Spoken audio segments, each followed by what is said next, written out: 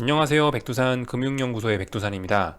11월 4일 수요일 밤 9시 23분입니다. 자, 오늘은 주식시장 이야기하기에 앞서서 먼저 이슈에 관한 분석을 하고 넘어갈게요. 이 부분이 좀 중요하기 때문에 자, 오늘 이슈가 뭐 뻔하죠. 미국 대통령 선거 개표와 관련된 부분을 말씀드리는 건데요. 일단 결론적으로 결론이 안 났다. 그죠? 이게 언제 끝날지 모른다. 이 불확실성이 언제까지 갈지 모른다라는 게 일단 오늘 결과입니다. 한국처럼 하루 만에 끝나는 게 아닌가 봐요. 개표가 오래 걸리나 봐요. 그래서 보시다시피 바이든과 트럼프가 접전을 펼치고 있는데 개표하는 사람들이 집에 가서 결과가 안 나오고 있다는 게 현재 드릴 수 있는 이야기고요. 어, 오늘 또 하나 여러분들이 아셔야 될 만한 사실은 이겁니다. 블루웨이브가 없었다. 블루웨이브. 블루웨이브가 뭐죠? 파란색 민주당. 민주당의 압승, 민주당의 선전을 예상했던 것들, 그런 어떤 언론들의 예측이 틀렸다라는 거죠. 블루웨이브. 대통령에서 바이든이 압승하는 것뿐만이 아니고 여기 상원과 하원에서도 전부 다 민주당이 압승한다라는 것이 블루웨이브였는데 블루웨이브는 한 개도 없었죠. 보시면 지금 공화당이 상당히 선전하고 굉장히 접전을 벌이고 있지 않습니까? 상원, 하원 모두 다요. 자, 이런 점들을 좀 생각해 보실 필요가 있겠습니다. 그래서 블루웨이브가 없었다라는 점을 오늘 놓고 이 점을 좀 중요하게 놓고 주식시장을 보면은 좀 뭐 단서가 잡히는 것 같아요. 자, 그리고 또 하나의 뉴스를 보자면은 이런 얘기가 나왔습니다. 트럼프가 연방 대법원에 가겠다라고 했습니다. 제가 이 미국 대선 정치 시스템 이런 건 잘 모르지만은 이 기사에 따르면은 일단 미국 대통령 선거가 결국 연방 대법원의 판단을 거치게 됐다라고 하고 있는데요. 이렇게 되면 어떻게 되냐? 법원이 나서서 판단을 하게 되면은 시간이 걸리게 되죠. 바로 딱 대선 결과가 나타나지 않는다는 얘기입니다. 물론 개표를 해봤는데 내일이나 내일 모레나 해서 트럼프가 이겨버리면은 아마 법원까지 안 가지 않겠습니까? 그죠? 근데 트럼프가 지면은 아마 분명히 법원에 가겠죠. 아마 그럴 것 같은데 이건 제 예상입니다. 아무튼 연방 대법원에 갈 경우에는 불확실성이 길어질 수 있다. 이 정도 이야기는 드릴 수 있겠습니다. 2000년에 한번 그런 일이 있었는데요. 부시 대통령 당선됐을 때 그런 일이 있었는데 여기 보시면 11월 7일 날 2000년 11월 7일 날이 대통령 선거일이었고 근데 12월 12일 날 당선이 확정이 되었단 말이죠. 그러니까 한 달 넘게 불확실성이 있었어요. 당연히 불확실성이 있으면 증시는 강하기 어렵습니다. 그죠? 여기 한번 보세요. 이게 당시 코스피 모습입니다. 자, 여기 윗골이 달린 이날이 당연히 미국 대선 개표일이었고요. 요렇게 여기까지가 불확실성이 계속되던 때, 미국 대선과 관련된 대통령이 한 달간 정해지지 않았던 때가 바로 요 구간입니다. 물론 이때 상황 그대로 지금도 이렇게 될 거야 라고 얘기하는 건 아니고 옛날 그냥 참고만 하시라는 거죠. 아, 대선에 불확실성이 있으니까 위쪽으로 넘어가는 건 조금 제한적이겠군. 이 정도 생각할 수 있겠죠. 그죠? 이 정도 생각하고 보시라는 거예요. 시장에 큰 불확실성이 있는데 누가 주식을 공격적으로 사겠냐 이거죠. 아무튼 옛날에 이런 일이 있었다 정도 알아두시면 좋을 것 같고요. 이러한 배경 지식을 밑바닥에 깔고 이제 한국 주식시장으로 넘어와서 오늘 마감한 걸 봅시다. 자, 아침에 제가 말씀드린 거를 일단 먼저 한번 기억을 해 보세요. 이 대선이라는 이슈가 지나가는 거다. 지나간 이슈에 불과하다. 주식시장에 본격적으로 영향을 미치는 건, 추세적으로 영향을 미치는 것은 결과적으로 경제나 실적이다. 그죠? 기업의 실적과 경제 상황이 추세적으로 영향을 미치는 거지, 대선이라는 건 어쨌든 지나가는 이벤트에 불과한, 정치 이벤트에 불과한 거지 않습니까? 시장 전체로 놓고 봤을 때, 업종들 말고. 자, 그래서 그런 흐름으로 놓고 봤을 때 오늘 상승은 사실 자연스러운 거긴 했습니다. 말씀드렸다시피 목요일 날 내일 밤에 미국 FOMC 회의가 있기 때문에 사실 내일 밤 정도가 저는 내일 밤 정도가 어떤 시장의 변곡 같은 게 되지 않겠느냐라고 그냥 막연히 생각을 하고 있어요. 오늘은 사실 그렇게 큰 기대는 안 했었었는데 사실 개인적으로는. 근데 일단 2016년에 트럼프가 당선됐을 때 장중에 지수가 막 3% 4% 폭락했던 기억이 있어서 좀, 그래서 일단 혹시나 하고 희망을 혹시나 하고 그래서 조금 더 시장을 좀 자세히 지켜보고 있었는데 아무튼간 오늘 그런 일은 없었죠. 오늘은 그냥 뭐 자연스러운 흐름. 코스피 같은 경우 11월 초에 만들어 놓은 저점을 확인하고 반등하고 있는 흐름이 지속되었고, 코스닥 같은 경우는 뭐 그죠? 이 반등 상승 현자 만들어내고 있고, 뭐 넥라인 사거래일 지지하고 올라가는 거 정상적인 흐름이 나왔습니다. 자, 그래서 조금 디테일을 살펴보자면요, 이 코스피와 코스닥이 조금 그림이 달라질 것 같아요. 자, 뭐 코스피는 지금 보시면은 이런 그림이 나오고 있습니다. 일단 코스피 선물인데 단기적인 하락 추세선이 이렇게 있죠. 이거 오늘 돌파 한착 했어요. 돌파 한착 했으니까 일단은 하락 쪽은 조금 조심하긴 조심해야 되는 자리에 와 있긴 한데요. 조금 조심해야 되는 자리에 와 있긴 한데, 근데 사실 이제 인버스나 이런 거, 이걸 한번 뒤집어 놓고 보자고요. 이 계속 말씀드렸다시피 지금 이 코스피 같은 경우는 무려 3달 동안 지금 고점을 높이지 못하고 여기서 박스권 만들어내고 있죠. 그렇다는 얘기는 뭐다? 이 위쪽에 저항이 굉장히 많다라는 거. 위쪽에 저항이 굉장히 많고 위쪽에 매물대가 두껍게 쌓였다는 건데, 그래서 솔직히 이게 단기 하락 추세선을 돌파 한창했다고 해서 코스피는 야 이거 큰일 났다, 코스피 인버스는 이제 죽었네, 이렇게 볼 수만은 없다라는 겁니다. 물론 뭐 넘어는 왔지만은 이거의 의미는 그렇게 크지는 않을 것 같아요. 예를 들면 이걸 인버스 저 곧버스 차트를 놓고 한번 볼게요. 곧버스에서 중요한 자리가 어디냐면 결과적으로 4,000원이거든요. 뭐 3,995원 뭐 이 정도에다 제가 선을 그어 놓긴 했는데, 결과적으로 이 자리가 어떤 중요한 지지선인데, 이게 오늘 흐름 보시면은 오히려 일단 4,000원대에서 지지력 보인 거거든요. 물론 내일도 봐야 됩니다. 내일도 4,000원대에서 지지력을 또 보인다면은 이거 상승 또 없는 거예요. 그죠? 그러니까 지수 상승 없다고요. 만약에 그러니까 내일 선물이 또 315 못 넘어가고 여기서 또 저항 만들어내면은, 선물이 이 자리에서 또 저항 만들어내고 못 올라가면 인버스 또 살아나는 거라고요. 그러니까 지금 이 코스피 같은 경우는 인버스를 버리기는 좀 애매한 시간이라 생각합니다. 중요한 지지선들이 너무 밑에 다 깔려 있고 약간 지지하려고 하는, 이걸 오늘 양봉 이거 놓고 지지한다는 얘기는 아닌데 지지할 가능성이 충분히 높은 상황이기 때문에 오늘만 보고 야 뭐 쫄아가지고 이럴 거는 없을 것 같다라는 생각이에요. 콜옵션 보면서도 좀 그런 말씀 드릴 수가 있을 것 같은데, 지금 현재 선물이 313이죠. 314에 가깝습니다. 314에 가까운데, 이렇게 보시면은 선물 310은 이제 제가 어제 말씀드린 이런 중요한 라인을 일단 위쪽으로 돌파 한착 하긴 했어요. 돌파 한착 하긴 했는데 솔직히 좀 믿음직스럽지가 않습니다. 믿음직스럽지가 않아요. 보시다시피 뭐 5일선과 이격이라든가 뭐 위쪽에 있는 저항이라든가 뭐 넘어간 정도가, 그리고 막 확 넘어간 게 아니고 어떠한 턱걸이스러운 느낌이거든요. 이거 내일 확인해 봐야 돼요. 결과적으로 내일도 여기 있는 이 지지선을 지킬 수 있을 것인가, 턱걸이를 했는데 내일도 턱걸이에서 힘 빠지지 않고 안 내려오고 버틸 수 있을 것인가, 뭐 이런 부분을 테스트 해봐야 된다는 겁니다.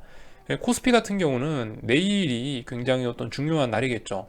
내일도 상승한다면 이제 추가적인 상승 가능성을 뭐 볼 수 있겠지만, 일단 내일 까 봐야 된다는 거죠. 내일 인버스가 죽지 않고 지지할 가능성이 있고, 선물이 못 오르고 여기 315자리 못 넘을 가능성을 여전히 열어놔야 되고, 콜옵션이 살아나는지도 봐야 되고, 이래저래 하여튼 내일 코스피 쪽에서는 테스트를 할 것이 상당히 많습니다. 그래서 코스피 같은 경우는 오늘 많이 상승을 했다 하더라도 인버스 쪽에서 뭐 그렇게 패닉할 만한 그런 것까지는 아니고, 오히려 오늘 같은 날은 진짜 어떤 아침에 제목으로 써놨듯이 약간 좀 기회로 활용할 수 있지 않을까. 손절 짧게 잡으시고 4,000원 깨지면 손절할래 라든가 어떤 본인의 기준을 가지고 여기서 한번 좀 들이대볼 만한 자리가 아닐까라는 판단을 하고 있습니다. 다만 이제 오늘 생각을 해봐야 될 거는, 그동안 저점을 잘 지켰던 이 풋옵션이 저점이 좀 뭉개진 것이 조금 아쉬운 부분이긴 합니다. 풋옵션이 저점을 지키면서 살아 있었어야지 콜옵션이 예, 그죠? 그랬어야 되는데 지금 일단 풋옵션이 일단 이 저점을 한번 뭉개고 죽었기 때문에, 이거 어쨌든 근데 아직은 이건 몰라요. 이건 언더슈팅으로 보고 빨리 올라오면 괜찮습니다. 이렇게 하루 정도는 깰 수 있어요. 풋옵션 대략적으로 지금 이 자리를 살짝 깼는데요. 살짝 깼기 때문에 뭐 내일 바로 올라온다면은 풋옵션 아직 죽지 않았네, 눌림이었네까지 이야기할 수는 있긴 합니다. 자, 그래서 코스피 같은 경우는 뭐 좀 오늘 상승하긴 했지만 이 상승의 의미는 상당히 제한적으로 본다, 이 정도 말씀을 드릴 수 있을 것 같고, 코스닥이 좀 강하네요, 그죠? 코스닥이 시장이 좀 강합니다. 코스닥 보시는 분들은 조금 좀 도망가는 것이 일단은 원칙적으로 맞긴 맞는 것 같아요. 왜냐, 제가 어떤 말씀드린 추세선 이런 거 다 일단은 넘어서 안착했기 때문에, 돌파 안착했기 때문에 더 이상은 일단은 하락을 보는 거는 일단 지금 상황에서 원칙적으로는 조금 위험할 수 있다라는 생각 정도 하고 있습니다. 다만 뭐 그래도 나는 조금 더 위험을 감수하고 개겨볼래라고 하시는 분들이나 뭐 그런 분들은 생각해 보세요. 사실 그 재료는 아직 있거든요. 예를 들면은 뭐예요? 그러니까 지금 아직 이 어쨌든 코스피도 그렇고 코스닥도 그렇고, 그러니까 지금 아직 시장의 어떤 이 대선과 관련된 불확실성이 해결된 게 아니잖아요. 그렇기 때문에 아직 재료는 살아있는 상태이기 때문에, 그리고 목요일날 FOMC 회의 같은 것도 있고, 또 그리고 약간 약간 상승행자가 한번 완성됐을 가능성도 있거든요. 코스피 말고 코스닥 보시면 3거래일쯤 오르고 3거래일쯤 조정받고 다시 3거래일째 오르고 있는데, 어쩌면 목표치도 얼추 다 찾고요, 일자도 얼추 찾고, 그리고 마침 목요일날 밤에 FOMC 회의 같은 것도 있으니 나는 추가적인 위험을 더 감수해 볼란다 하시는 분들은 조금 더 감수해 볼 만한 가치는 있지 않을까 정도 생각하겠습니다. 다만 원칙적으로나 어떤 이런 걸로 따지면은 이거는 넘어갔으니까 일단 인버스는 잠시 놓아주는 것이 맞긴 맞겠다, 이런 이야기, 원칙적인 이야기. 위험을 더 감수하시고 싶으신 분들은 본인의 판단에 따라서 더 위험을 감수하시고요. 한국장 이야기 요 정도 드렸고요. 오늘 환율도 그렇고 채권도 그렇고 하여튼 어마어마하게 움직였죠. 여러분들 오늘 그 전 세계 금융시장 흐름 보신 분들은 아마 깜짝깜짝 놀라셨을 거예요. 야, 변동성이 이렇게 좋은 날도 있나 아마 하셨을 겁니다.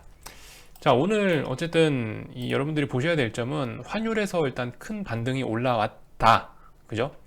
환율이 원화가 급하게 약세로 돌아섰다, 원화가 쌍바닥의 가능성이 있다, 이 정도를 일단은 오늘 좀 주의 깊게 보셔야 될 것 같습니다. 어쨌든 요즘 주식시장이 정말 이게 요지경인데, 이거 어떻게 환율 약세인 날에 주식이 강세입니까? 그죠? 참 재밌는 날이에요. 예. 아무튼 이런 일들이 일어나고 있다. 환율의 추세적인 전환 가능성도 놓고 보셔야 되겠죠, 그죠? 말씀드렸다시피 뭐 241선과의 이격 이런 거 예전에 제가 말씀드린 거 기억나시죠? 산이 높으면 계곡이 깊다, 그죠? 241과의 이격, 산이 높으니까 계곡이 깊다, 계곡이 깊으면 또 산이 높아지겠죠. 여기가 어떤 추세적인 반등의 뭐 시작이 될 가능성도 충분히 있습니다. 그런 가능성 열어놓으시고 보셔야 되겠고, 원화가 약세로 추세적으로 돌아선다라는 이야기는 주식시장 개박살 날 가능성이 있다라는 거죠. 지금 코스닥이 강하게 버텼던 이유는 말도 안 되는 원화 강세 때문에 이게 버틴 건데, 근데 만약에 원화가 약세로 돌아선다면 주식시장은 끝장난다라고 추측할 수 있을 겁니다. 그래서 원화 잘 보셔야 될 것 같아요. 자, 그래서 한국은 이 정도 말씀을 드리고 마치고요. 오늘 이제 해외 시장을 좀 봐야 될 것 같죠? 자, 우리 이런 거를 한번 좀 보도록 하겠습니다. 일단 달러 인덱스를 일단 한번 봐야 될 것 같아요. 달러가 정말 오늘 변동성이 엄청나죠. 다 내려왔네요. 다시 다 내려왔네. 80, 아까 장중에 94까지 올랐었는데 93까지 떨어졌어요. 뭐 솔직히 이유는 저도 잘 모르겠습니다만은, 분명히 이렇게 환율을 무식하게 움직인 이유는, 이렇게 무식하게 움직일 수 있었던 재료는 분명히 대선이겠죠, 그죠? 뭐 공화당의 선전이라든가 뭐 민주당의 뭐 이런 이야기들이 결과적으로 환율에 이런 영향을 미쳤을 건데, 아무튼 오늘 더럽게 들었다 놨다 했습니다. 이게 오늘 장중 30분 봉인데 참 말도 안 되는, 무슨 개별 주식 종목 움직이듯이 환율이 움직였네요, 그죠? 아무튼 중요한 거는 그래서 93.85를 넘느냐 마느냐인데, 결과적으로 일단 머리 위쪽에 저항을 일단 또 쌓아놓은 그림이 됐습니다. 이렇게 되면요, 그죠? 보시다시피 쌍고점 나왔잖아요. 작은 분봉상, 그죠? 일단은 별로 좋지는 않다. 달러가 강세로 넘어가고 싶으면 빨리 93.85 이 자리를 돌파한 척 해야 되는데 지금 돌파한 척 하지 못하고 다시 일단 기어 내려왔다. 물론 지금 밤 9시 반이니까 몰라요. 또 그리고 대선 결과도 아직 나오지 않았기 때문에 얼마든지 이걸 들었다 놨다 할 수는 있지만은 솔직히 알 수 없습니다. 아무튼 뭐 이런 움직임, 저도 이유는 이유를 그럴싸하게 설명하라면 저도 이유는 잘 모르겠어요. 아무튼 뭐 안전자산 선호 이런 게 있어갖고 뭐 장중에 올랐다가 다시 뭐 떨어진 모양이죠. 요 정도. 오늘 채권 시장도 오늘 어마어마했습니다. 오늘 뭐 예를 들면은 미국 10년물 뭐 채권 금리 뭐 이런 거 한번 보시면 오늘 어마어마했죠. 오늘 0.717에서 0.92까지 이렇게 왔다 갔다 했으니까 변동성이 어마어마했습니다. 뭐 이런 거는 사실 뭐 조금 그래도 말씀을 드릴 만한 게 있는 게, 예를 들면 아까 전에 블루웨이브가 없었다라고 제가 말씀드렸죠. 그러니까 블루웨이브와 관련돼서 생각하셔야 될 이슈는 어떤 경기 부양책과 관련된 이슈가 될 텐데요. 블루웨이브가 있었다, 민주당이 압승을 해버렸다라고 한다면 지금 의회에서 한참 동안 놀고 있는 부양책이 빨리 통과될 수 있었다, 그죠? 근데 지금 블루웨이브가 없었다는 얘기는 앞으로도 부양책은 통과되기 힘들 수 있다라는 의미로 해석을 할 수 있겠죠. 그와 관련해서 이렇게 채권 금리가 쭉 떨어진 것이 아닌가라고 생각을 하고 있습니다. 이런 점들. 그러니까 아까 전에 제가 블루웨이브 없었다라는 점에서 여러분들이 이제 아셔야 될 건 부양책, 그죠? 부양책을 생각하셔야 됩니다. 부양책이 지금 우리 모두 부양책 기다리면서 부양책 기대감으로 주식을 이렇게 끌어올린 건데요. 결과적으로 한 6월쯤부터는 거의 부양책 이야기 나오면서 끌어올렸죠.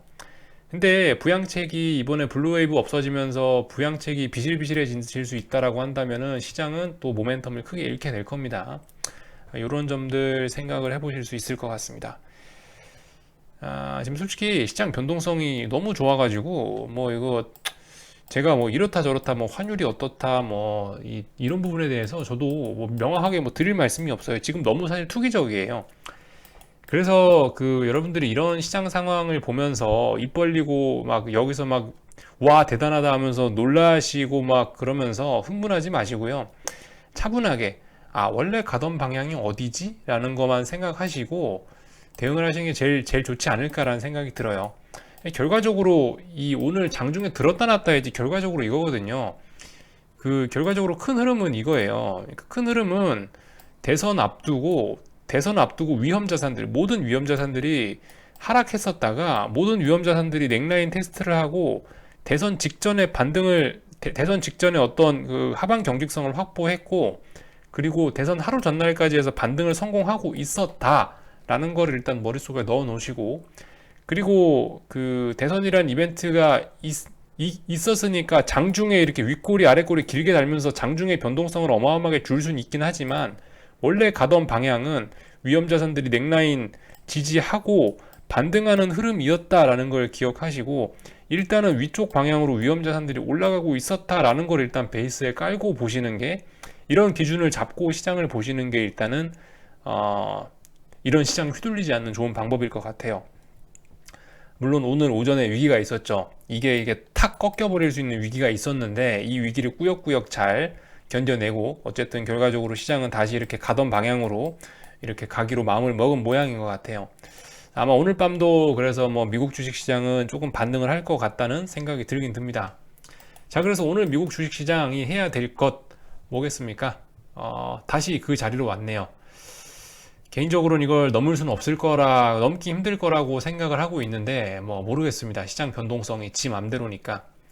여기 어디였죠? S&P 3420, 나스닥 11580, 너무나 많이 들어보셨던 숫자들이죠. 그래서 아마 이제는 익숙하실 텐데요. 이 보시면 지난 5거래일, 6거래일 동안 넘지 못했던 만들어놨던 저항이기 때문에 S&P가 넘어갈까? 라는 의심을 일단 하고 있고요. 나스닥 같은 경우도 11,580이 굉장히 무거운 저항입니다. 그죠? 저항이니까 넘기 어려울 것 같다라는 생각은 드는데, 지금 S&P하고 나스닥 그림을 좀 다르게 보셔야 될 건 뭐냐면, S&P는 넥라인 살짝 붕괴시켰다가 올라왔기 때문에 지금 힘이 없어서 여기까지는 일단 못 올라오고 있는 상황이고, 나스닥 같은 경우는 여기 보시면 넥라인 터치 안 했죠, 이번에. 터치 안 했으니까 이거 살짝 넘어가고 있는 흐름 정도가 아닌가라고 이렇게 생각을 하고 있습니다. 그리고 여기에 더해서 어떤 재료를 덧붙여서 설명을 드리자면 블루 웨이브가 없었다, 그죠? 트럼프와 공화당이 선전을 하고 있다라는 점이 나스닥이 3%나 오르고 있는데 어떤 한 몫을 하고 있는 것이 아닌가라는 생각 정도 하고 있습니다. 그래서 아무튼 오늘 밤에 보실 점들 이거예요. 3420, 11580 넘느냐 못 넘느냐 이 정도 참고하시면 될 것 같고요. 변동성 지수도 한번 잘들 보세요. 그죠? 변동성 지수 보시면서도 어떤 주식시장의 미래 방향에 관해서 조금 알 수가 있으니까. 근데 뭐 보시다시피 그 대선이란 재료 때문에 시장이 좀 더 강하게 상승을 하고 있어서 보니까 35란 자리에서 지지를 할까 했는데 일단 31까지 내려와 버렸습니다. 그러니까 지금 시장은 다시 일단 이 박스권으로 들어왔고, 이번에 당장 이런 일은 없을 거다, 당장 3월달 같은 폭락은 없을 거다라는 쪽으로 지금 일단 방향이 잡혀지었죠. 그죠? 아무튼 뭐 이런 상황입니다. 그래서 뭐 보니까 당분간은 일단은 시장이 좀 안정세를 좀 찾지 않겠냐라는 모습을 일단 여기서 좀 추측을 할 수 있을 것 같아요. 뭐 어쨌든 중요한 이벤트가 오늘 밤 지나고 내일 밤에 있으니까 뭐 그런 점들 좀 보자고요. 내일 FOMC 회의에서 그 파월 의장이 뭐 금리 결정하고 이런저런 이야기를 하게 됩니다. 그런 립 서비스에 따라서 시장이 어떻게 될런지, 저는 어쨌든 이번 주까지는 뭐 FOMC 회의도 있고 해서 뭐 좀 올랐다가 다음 주가 결과적으로 한국 시장 만기 주거든요. 그래서 무슨 일이 생긴다면 아마 다음 주 정도를 기대하는 것이 좋지 않겠냐라는 생각 정도를 일단 한번 해보도록 하겠습니다. 자, 그래서 여기까지 하고요. 궁금한 거는 리플 남겨주세요. 오늘 하루 동안 아주 고변동성장 구경하신다고 수고들 많으셨고요.